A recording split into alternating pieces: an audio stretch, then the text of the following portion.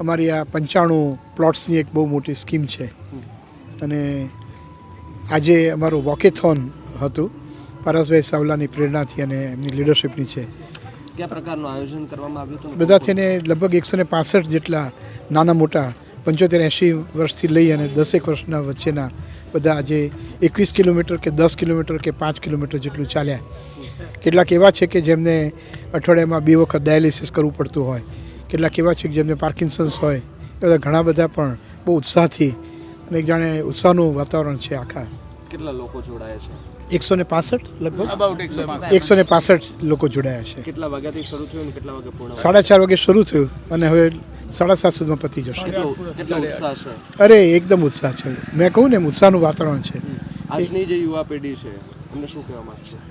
બસ કે keep on walking. Walking is a best exercise કહ્યું છે ને, ચાલવું એ સૌથી સારી એક્સરસાઇઝ છે. અને આવી ગ્રીનરીની અંદર આવા ખુશનું વાતાવરણમાં ન ચાલે તો એ મૂર્ખામી છે. છેલ્લા 28 વર્ષથી અમે રહીએ છીએ અને અહીંયા આ 4 વર્ષથી આ વોકેથોન ચાલી રહ્યું છે અહીંયા અને બહુ જ સરસ બધું આયોજન થઈ રહ્યું છે. Everybody is very happy. જ્યારે પણ હોય છે બધા જ જોડાય છે અને આજે લગભગ 165 જેટલા લોકો છે, નાના મોટા થઈને બધા જ, ઇવન સિનિયર સિટીઝન્સ, બધા નાના છોકરાઓ અને જે થોડા જેમને ડાયાલિસિસ થયું હોય, જે પાર્કિન્સન્સ બી હોય, એ લોકો બધા જ અહીંયા આવ્યા છે આજે. કેટલો ઉત્સાહ છે? બહુ જ ઉત્સાહ છે.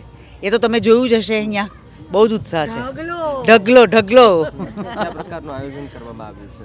આપણે બહુ સરસ પ્રકારનું આયોજન છે. બધાએ પોતપોતાના સ્ટોલ્સ લગાડ્યા છે, બધાએ પોતપોતાની રીતે બધું જ કર્યું છે.